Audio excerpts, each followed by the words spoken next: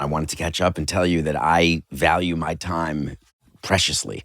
And what I'm most excited about today is to continue my journey of watching the show you wrote. And it wasn't for today's show, but I am going to watch every episode, and I can't wait to do it. And I mean that. I don't have to do it. I love hearing that, and I also love the way it sounds like the show I wrote. Like I was the only one. I did it all by myself, guys. Well, you're the only one I know, so that counts. Well, and your name is right up there. He has a card, a credit alone. Staff writer Domonique Foxworth in big-ass letters. That's like a very small staff. I was going to say, the one staff, guy. he's here. We welcome the staff of American Sports Story, Aaron Hernandez, Domonique Foxworth. Staff writer is impressive to us outside of Hollywood. Not impressive to the people inside Hollywood. Staff writer. So a lot of the other writers, I recognize their names. They got producer credits. So it's not that I'm the only writer in the credits. I'm the only writer who has the lowly title of staff writer, which is fine because it was my first time out. Make this legible for us sports fans. What are you? What is a staff writer on a Hollywood production like this in sports or football terms? Offensive lineman, I guess. Like it's not a glory position, but you do a lot of the work that allows the rest of the sausage to be made. If you assume that like the creator is like the quarterback, because like movies, I think is a director's medium. People believe TV is a writer's medium, and the showrunner is kind of the head of that, and then like actors and stuff, you think of more as like receivers and cornerbacks, more glory positions. We're definitely in the trenches. We out here blocking and protecting the more valuable, Yeah, but humans. they get paid really well if you're good. If you're a good offensive lineman, you can make a living. Yeah, we're interior linemen. I mean, you can make a living. Of course you make a living. League minimum is a living. It's not so well, terrible. not for you, maybe. For the rest of us folks, that's a living. I just like how Domonique is already just like casually slipping in these cultural observations about Hollywood. Movies, director. I think these are known. medium. This is known things, right? For somebody who went away, who, by the way, I'm so glad the three of us can get together, obviously. I've missed this. We made fun of each other immediately upon seeing each other. That's how men show they love each other. And David's learning. I just wish you could see his pants. David is... You could be a pole vaulter. Oh. That is... David is a little jealous. A newly graphic comparison given some clips we've seen from the Olympics. Well played, David Samson. That's how you say something without saying it. He's a pro. I think he's just jealous, which is fine. I just like that we already got to talking about your dick within 3 minutes. It's almost impossible to avoid given his choice of outfit today. I mean, and especially given my height, his height. I mean, it just happens. You have certain attributes. You have to lean on the ones you have. Back to staff writer. Are you... Talk about a staff.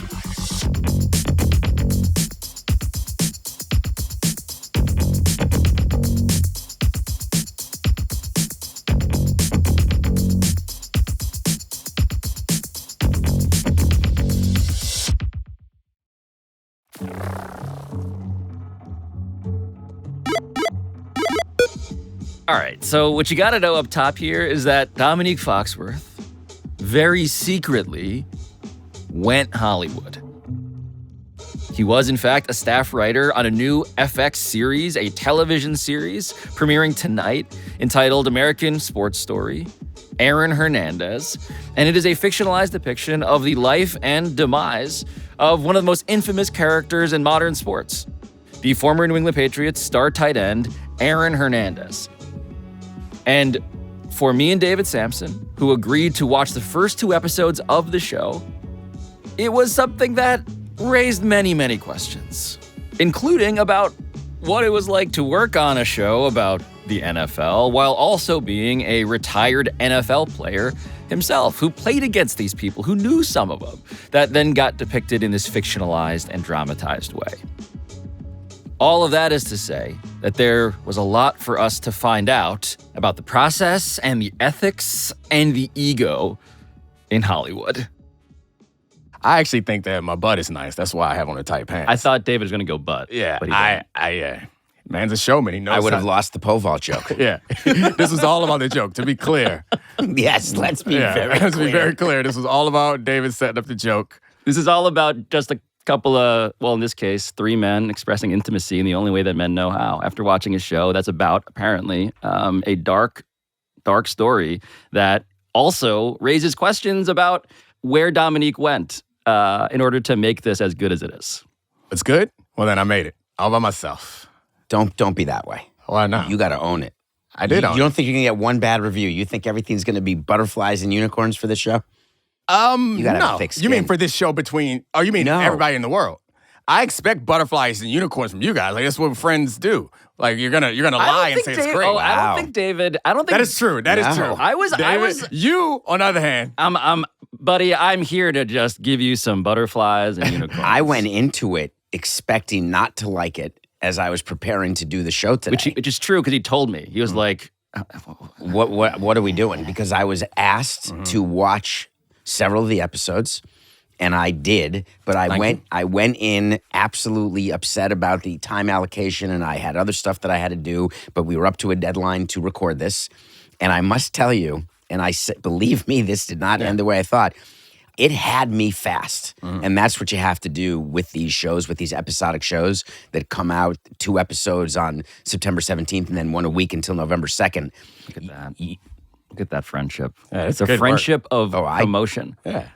That's the highest honor. A love of language. Truly. For Pablo. Pablo loves nothing more than someone doing his show, promoting his show, anything that has to do with his damn show. I appreciate it, David. Thank you very much. And I know from you it's genuine because you're a pretty honest guy, which I respect. I am. I thought the casting was amazing. I actually thought the intro, the way you hook people when you got to watch the beginning of episode 1 and you'll be like, oh, this is not going to be your ordinary football story. No. The interesting thing, or the most interesting thing about, since my first time in the writer's room, it jumped out to me how involved we all are in every aspect of the show, how painstaking the process is from beginning to end. Excuse me, not every show, every episode. And then we go off and write our own episode, but it was kind of shocking to me how involved we were in writing all the episodes, and then you bring the episode back and people tweak it, and then eventually the showrunner takes all the episodes and does his final write-through and makes sure everything's okay, and then it goes off to all these other, just so many hands it touches before it actually becomes what you consume, and it makes it clear to me where there are lots of shows that I've seen promoted where I'm like, no way they can mess this up, this is gonna be great. After going through the process, I see how you could mess it up because there's so many different people's visions that you have to have on the same accord. And sometimes having them on different accords makes for a quality product. But I mean, football is a great analogy for it because it's the same thing where it's like one person could f all of this up. Right. A missed block leads to, so to that point, again, the metaphor sort of eating its own tail here. You were the football player in the room, right? We should be clear that, well, actually, I don't know exactly how you even got the job that led to you sometimes saying to me, I can't do your show. I got to be in the writer's room this afternoon after I do like first take. So like I mentioned, it's always something I wanted to do. I let my agent know it's something I want to do. I've written scripts and all these other things in the past, and I got the opportunity. So I met with Stu Zickerman, the showrunner, and he agreed to have me on as a consultant, which, I took that as a huge insult. Paid? Holder? Yeah, essentially. Was it paid? Yeah, it was a paid consultant. Paid consultant? Yeah. By the way, David, did you just clock how he was like, I've written a couple scripts before? They're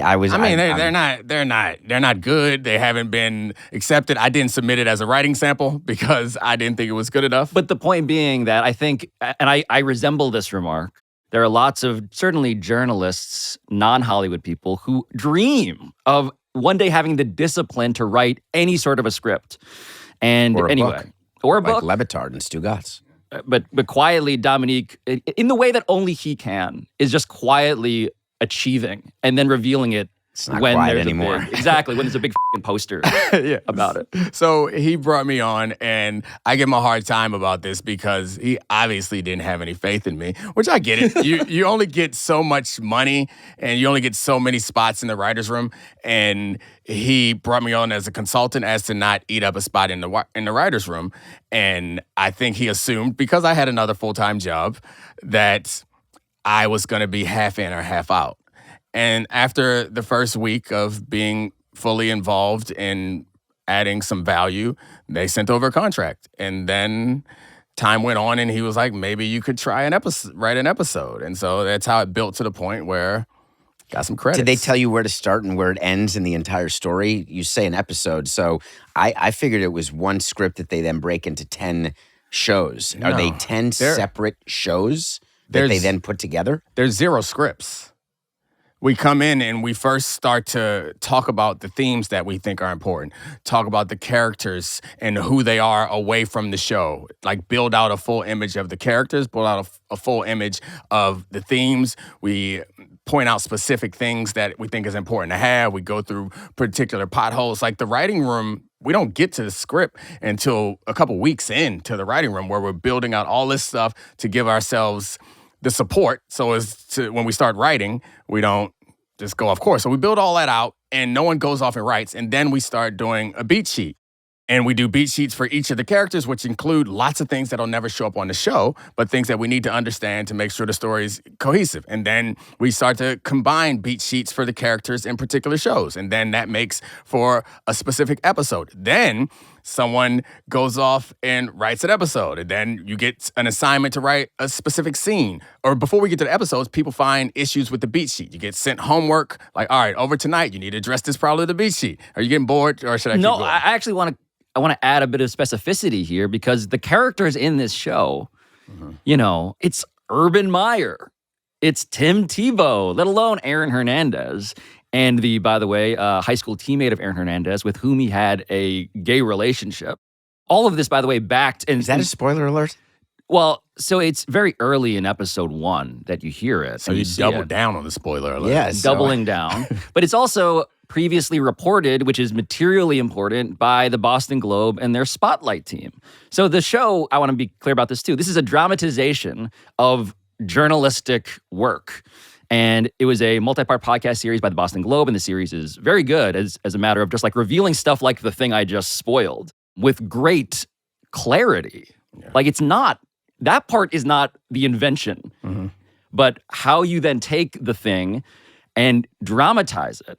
I'm curious how you approach that, like via a beat sheet. We all have the instinct to be accurate, which is an important instinct. But need to be accurate to the feeling and not accurate to the event. And that was challenging for me because I live in the football world, and these are football people that I actually know. That you played against. Yeah. And so thinking like, man, and also when we're doing football scenes, a lot of it is like, man, this is really, like when I watch sports shows, some of those things feel like I imagine how doctors feel when they watch medical shows, where it like eats at me a little bit that somebody messes up. And like being able to rid myself of that instinct, because I recognize that the most important thing for us is to make it something entertaining. We don't get to any of the other goals if we don't make it entertaining. Then right. And there have been docs. Again, there have been other docs. Right. There have been podcast Books, series. yeah. This is, and by the way, just as another bit of just setup for people who don't know this, like this is the series that when our friend Ezra Edelman released his multi-part Oscar-winning O.J. Made in America documentary, there was a parallel dramatized, fictionalized series in the American crime story coaching tree, as it were. And when I first saw that, I was like, I don't want to watch that at all because I want the real thing. And it was my first window into, but they did it so well that I actually want this on different dramatized terms. Right. And this is that. This is the equivalent of that. Absolutely. And that was one of the more challenging parts and because I am kind of working in journalism and sports journalism, it's like always pulling to be like, but how accurate is that? But it's important to understand that what you're trying to convey is a feeling, an emotion, an understanding, and you can't, even documentaries can't be fully accurate because nobody was there. You can't show every little thing. And when you're trying to like assign motivation, you don't know what the motivation was. Like these are things that you can't do. So those are challenges that we had to face and were particularly difficult for me because this was not like, this is the kind of... Your job as the consultant was like, help us get the football right. That's how it started. And then you're like, but let me get this beat into this sheet. Yeah. And you got to make sure that you're not typecast going forward, because you don't want to just be looked at as a consultant on a football show. That's very limiting. You think Dominique is like, yeah, I'm satisfied being just the football guy? You got to get out there now. I mean, you got to actually say, man, I had nothing to do. I didn't even know this was a football story. This to me is not a. And when you market this, it's not a football story. And that's why it's a great one. Right. Because it's not just that by any means. It's two things that are occurring to me about being a journalist, which I'm not. It means that the truth matters to you. And it must be difficult to work on a show where you know by definition you are putting something on the screen that doesn't pass journalistic standards as they used to be or as you still hold them to.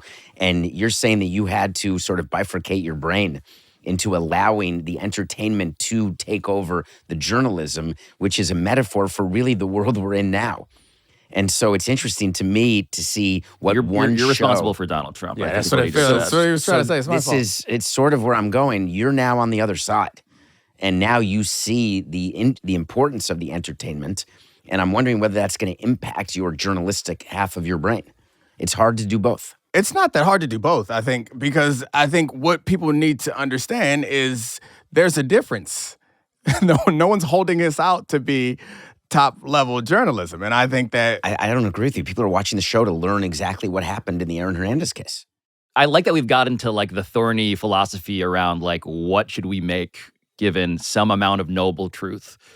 Do we make something that is stuck and constrained by that knowability? Or do we make something that can become a story for someone else to enjoy on the terms of entertainment? What David is saying, which I do empathize with, is the idea of there are some people who will not watch, let's say, O.J. Made in America documentary. They'll merely watch the Cuba Gooding Jr. version, and they will think this is what it was like. And they will move on with their lives and not really interrogate whether this was the noble truth or not. So I guess there's part of that inevitably. Mm-hmm. So I guess my question for you and that is because I don't feel the same friction or conflict as you guys feel. Maybe I should. But I think what was difficult for me was just getting to that point of understanding and accepting that. I don't believe that it's important to be literally accurate. I think that in this case, maybe, and I'll take it in the farce extreme, that there are people who have never heard about this story and they're only learning about it through this. So what is the hope for teaching someone this story or for allowing someone to know the story? And journalism in general is to expose people to things that they haven't thought of, allow them to have more information, to get access to people's lives that they haven't experienced, to broaden their view, like all of these high-minded things. We do all of those things. And so while there's nothing in there that I think made up? is... No. I think there's plenty of things in there that are made up, but there's nothing in there that I believe violates the core of the story that's being told. The spirit of... Right. So two thoughts. One is that, of course, the disclaimer to Dominique's description is that there is a literal disclaimer on the show. It is not being presented as a documentary at all. It's very obvious that it's not. So once you sort of disclose this is what we're doing and why, I think you treat it on the terms that have been set.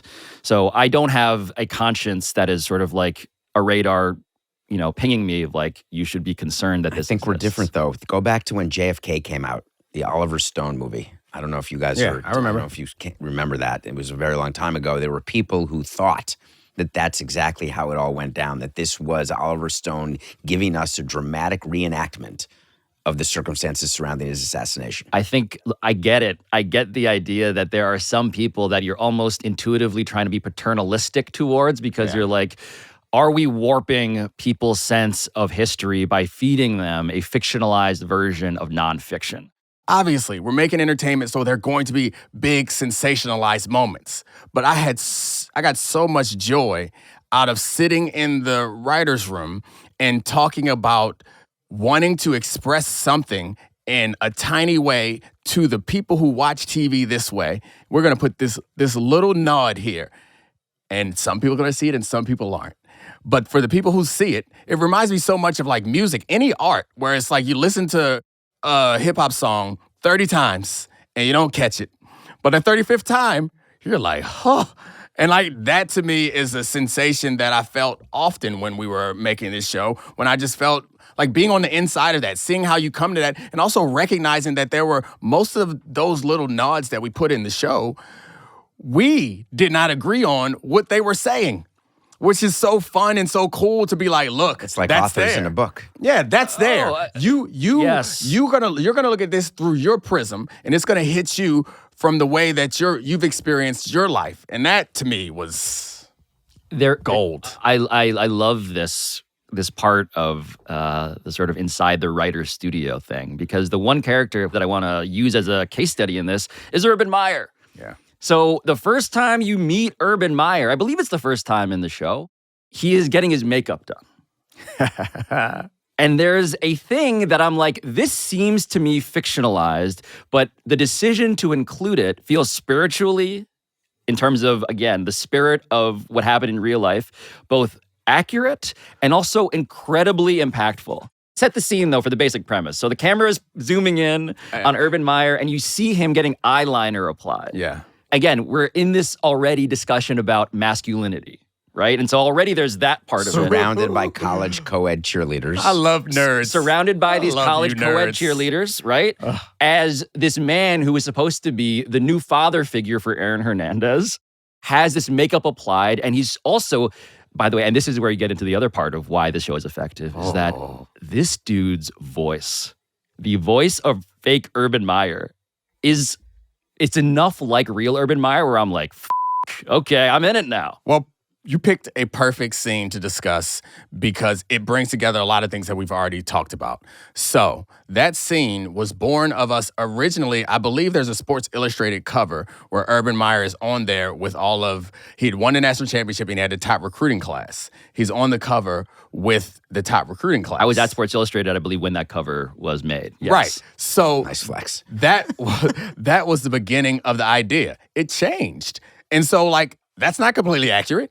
But it was an opportunity for us to say all the things about the character of Urban Meyer in the show that we wanted to say, and to get them into your head. We start the episode, bam. You know all the things that we want you to know about him. And now, Lascivious, prurient, only cares about winning, doesn't actually care about the kids, and pretends to be religious. Were those the 5 takeaways from the first scene? I'm not here to take a quiz. I think it's the things that you take away from it. If those are the things that you took away from it,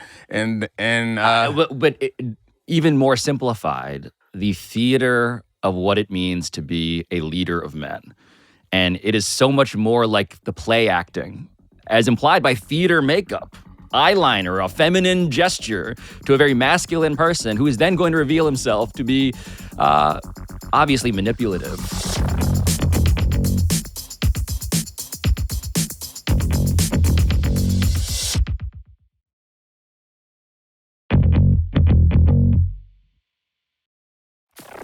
I was taken aback by the foot rub scene. Right. That really got me in a way that I was not prepared for. And I was thinking about the writer's room and how that scene made it in, because there weren't a lot of words. This is his dad now, not Urban Meyer. Yes, but the foot rub scene, do you remember how that, are you going to say that's another example? Hey, David, take from that what you will, because I found it to be, is it homoerotic? I found it to be very telling about religious. Is it its the own father way? telling the son, I know who you are and I'm that way too, I get it? Is it simply, man, my feet hurt when I played football, which is the only word spoken in the scene? Man, my feet used to hurt after I played too. I would say that we would turn this off and I would tell you the truth, but I don't think I'm in a position to speak to that. We didn't define these things. I think we talked about the themes that we wanted to incorporate, but the truest thing you can say about art is often what you see is what you bring to it. And I think a lot of us bring... Have a take, Dominique. Look at this. How do you know a guy is moving on to Hollywood from sports debate television? He's like, guys, this is about what you bring to it. You can Not about what I tell that think. he's already using this to do another one. And he wants to not do another football-related one. He's dressing Hollywood. He's acting Hollywood. Hold on. But I feel even as more though Hollywood. we won't even be invited when he gets called on stage to win an Oscar or Emmy. The ego of you guys to think That we would be invited. that this show is going to springboard my TV writing and film writing career, the ego. But but back to the ego. He softly, slowly drinks his water. I mean, this show? Good. I'm doing this as a favor for my man Pablo because I love him. The ego of his father, right? And that scene, there's also obviously a tenderness. It's this, and this is what the show does well too. You're not, as a character, as per these beat sheets, I presume, you're not just one thing.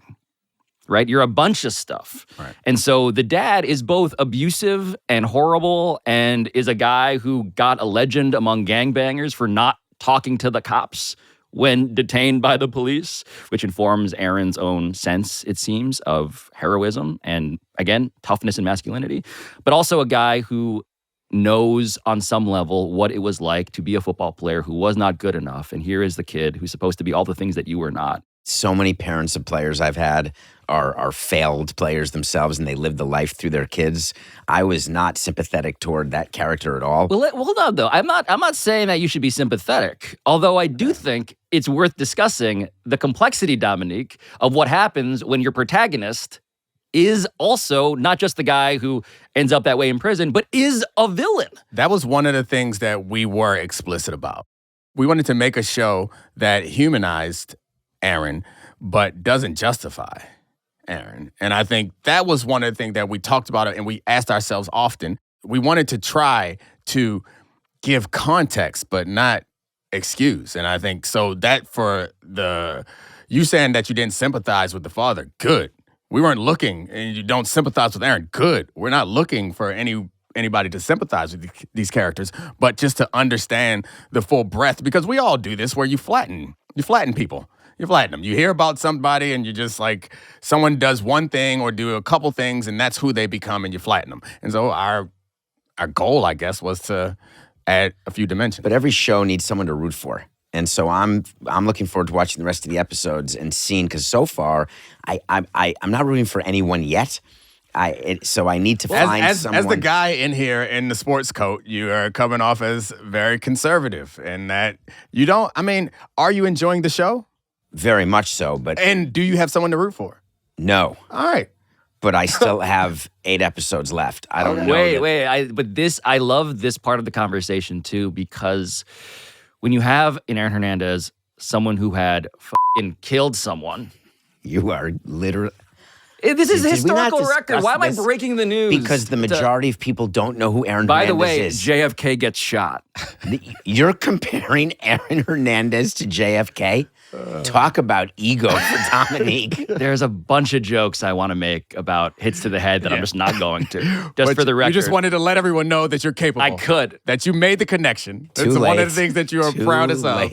So the question, though, of is it inevitable when your main character is an evil person? And again, a flattened term that feels almost biblical in its pronouncement. Evil. But someone who did really evil shit, right? When he's your protagonist, it's almost inevitable as a human watching something to then be tempted to empathize. It's a fascinating trick of human nature, of writing. And I think part of what's so difficult about threading the needle of a show like this, or any show that's about, any movie that's about a bad guy, is that tension of like, am I beginning to root for him? Or is there something I can root for? I happen to disagree with you. I think every show has to have that, and I think every show does in order for it to be successful. It could still be the villain, but there has to be something. And when you're in the writer's room, is there not talk about, hey, let's make sure when we're fleshing out these characters, is anyone here likable? No, there's no talk of that. And I don't think that it has to be. I understand what you're saying. And I think that it doesn't have to be a person. It could be a thing. I think you have to be emotionally invested. Yes. And in order to be emotionally invested does not mean, I think the traditional way to do that and the most consistent and probably reliable way to do it and riskless way to do that is like we immediately make you identify with someone because then you are rooting for them because you're rooting for yourself. I think it's much more difficult to pull off what Stu and our writers' room are attempting to try to pull off. And it's yet to be known whether we pulled it off or not, but I think that that's more sophisticated and and fun and challenging. I didn't think there was anything sophisticated about the first scene. I think you did that to pull people in because you know the way viewing habits are. Stu's no fool, and I don't know him, but when you've got episodic television or guys would movies, like each other. Would not? You would. Would. Yeah. Do you agree that you got to get someone fast? Yeah. And I promise you, when you watch this show, you're in from the beginning. It's not a slow. You know how some people read books and like, man, the first 100 pages I could barely get through. Just do it; it'll be worth your while. Those sort of days are coming to an end. First 100 pages. You read 100 pages. I count that as a full book. You read a book. You did that. But this show gets you in the first 2 minutes. It's interesting that you're saying that we haven't done that, but we did grab you. Like, we have not. No, I'm saying you did do it. I'm saying that. But we haven't established someone for you to root for. Correct. But we still. So yeah, you got me in, but I don't have anyone to root for yet, and it may end with me not rooting for anyone. As the villain of Meadowlark Media, David, it is fitting that you have this conundrum. I believe that I'm not alone here, but again, I often think that I'm not alone, and it turns out I am. No, but I think ethically, and again, maybe it's not even ethical. The conversation that we should have about, like, what's the harm of making your main character a villain who does bad things that you then begin to understand because he is subject to all, and this is fair and true and reported by the Boston Globe as well. He is the product of a laundry list of beats, literal and figurative. Mm-hmm. He is abused by his dad. He is physically damaged neurologically by organized football, the institution. Spoiler. Right? Every part of it. It's very strange what you're doing, Pablo. The point to undercut me. He wants my show to fail because he's a little jealous. The point of it, if I promise you, if you watch this show and you don't have a sense of how Aaron Hernandez is, of course, responsible for his actions, but also the product of a multivariate equation in which all of these things make him f***ed up, then you're not listening closely enough, right? This is not as simple as good and bad. I mean, nothing ever is. And I think back to the point that you were making, I took a class about like screenwriting, and I read a couple books about screenwriting. No, I mean, it was an online class. Yeah. No, but how many hours? Did you get credit? Yeah. Did you print out a diploma? No, I didn't do that. Do you have a master's in screenwriting? No, it was a class. And good for you then. I've read a couple books on it, and I bring that up to say that there are specific things that you're talking about that all these books and all these classes taught me. Never came up in the writing room. Never came up in the writing room. I was so ready to use my jargon and talk about how you have a sense for story arc and you have a sense for these things that you know you're trying to hit, but no one ever talks about them. And it's almost like it feels, so to your point, we would never be like, but who are they going to root for?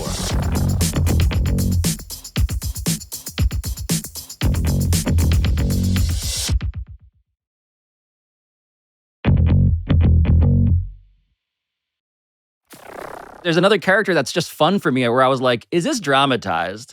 And it's the way that Urban Meyer in Florida managed to very effectively make things legally go away. There's a fight. Aaron Hernandez is involved. Tim Tebow. It's very funny, right? Like you see, and again, I don't know if it happened this way specifically, but you smash cut to Aaron Hernandez is outside on the sidewalk. There are cop cars. Tim Tebow is talking to the cops because it's perfect that he would be that guy. And then there is this character who shows up, who's named Huntley Johnson. The wolf. Exactly, the fixer, the wolf of Gainesville. Yep. And suddenly you're in a dark paneled wood room, and there is Huntley Johnson and Aaron Hernandez is learning how all of these problems can be made to disappear. And then I listened to the Boston Globe podcast series, and I was like, Huntley Johnson was a real guy. I got in major trouble on the Levitard show when I told people that we have, as part of teams, that you have that. You've got the wolf. You've got people in the legal community. You've got people on the police force. You've got people, retired police. You've got a lot of things going on to make things go away. And I remember well during this episode on Dan's show that Dan was like, hey, you really struck a nerve with people because they weren't aware of that abusive power that professional sports is. And I said, really? No, but like, do you think people are going to watch and say, wow, the Florida players got treated differently in Gainesville? Psh, maybe. No, I doubt it. I think people expect that. And yeah, that was a real person. We weren't there, but I mean, those are legitimate events. And I appreciate you keep bringing up these characters in it. And we're in the early stages. We get even more characters going forward. You haven't made it to Well, I will not also spoil, but there are What's some left to spoil? there's some fun character. I mean, we still got all the NFL stuff. Right. We haven't Yeah. even gotten to New England yet. And We have till November 2nd. well played. Got a long time. How do you know He can read. I keep track of what I'm watching episodically on my phone, so I know which day the shows come out, so I can make sure to watch them. How else would you remember? I do.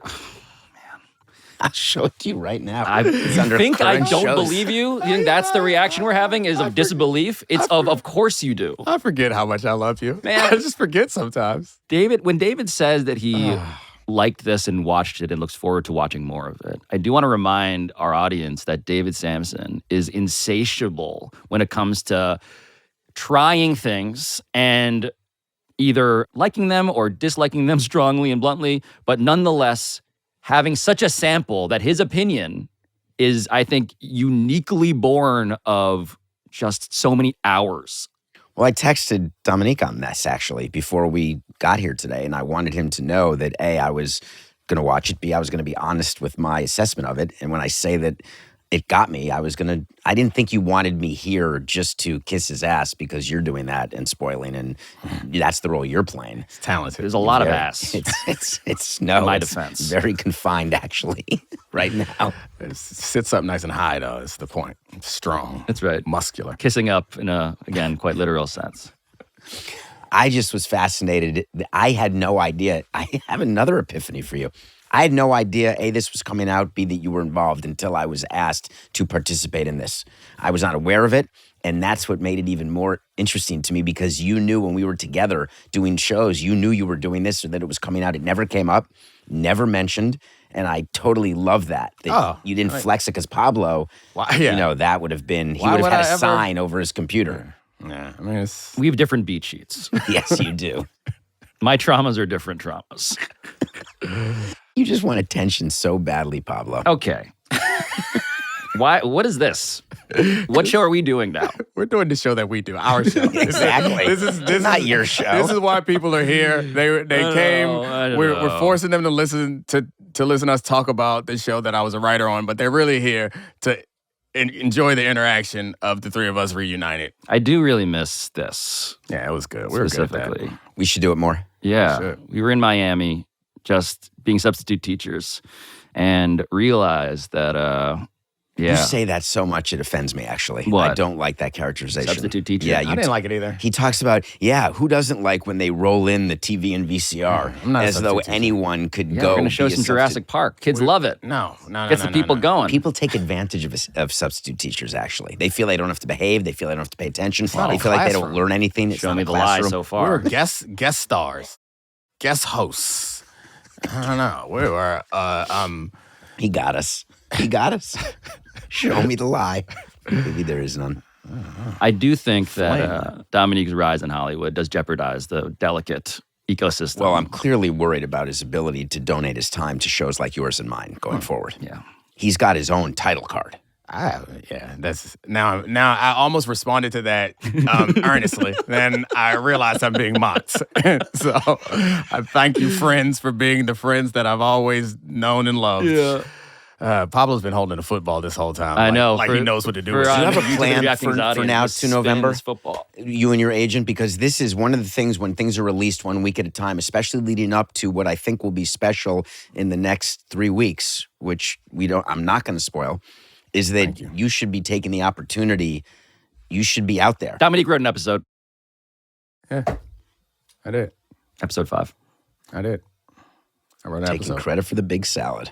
It's such a Pablo move. You had no idea. You had no idea. You told me in the kitchen, and I was like, let me see this Wikipedia page. Oh, you didn't know that I wrote an You did episode? not. No. Of course, I remember that you had told me many moons ago.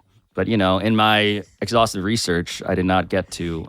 This is a show about you finding stuff out, yet your level of inquiry goes like an inch deep. That's not true, and there are more jokes that I can make that I will not.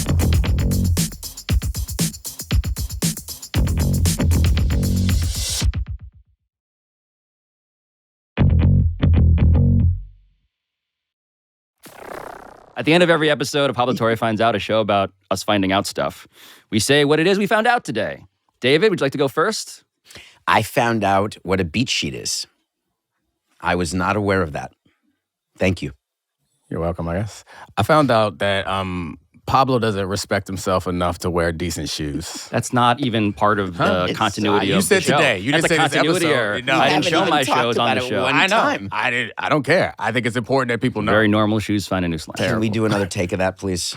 Why? Because we want to use something that you've actually. Okay, what I found out today is that David Samson needs to stop trying to host Pablo Torre Finds Out. I love We were your doing show. something. We were doing our 3-man weave. Oh, gosh. And he did what he does in the weave. Yep. God, I love Drops your the ball pants. and fumbles around. And then we do this thing. When are we going to Miami again, guys? Can we just put David Samson's name as a big credit at the last part of the show? Co-host David Do Samson. you have the no one staff else to do that? You good? Okay. You covered?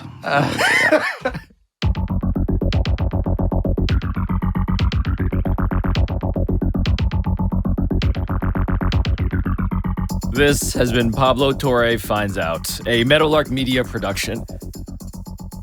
And I'll talk to you next time.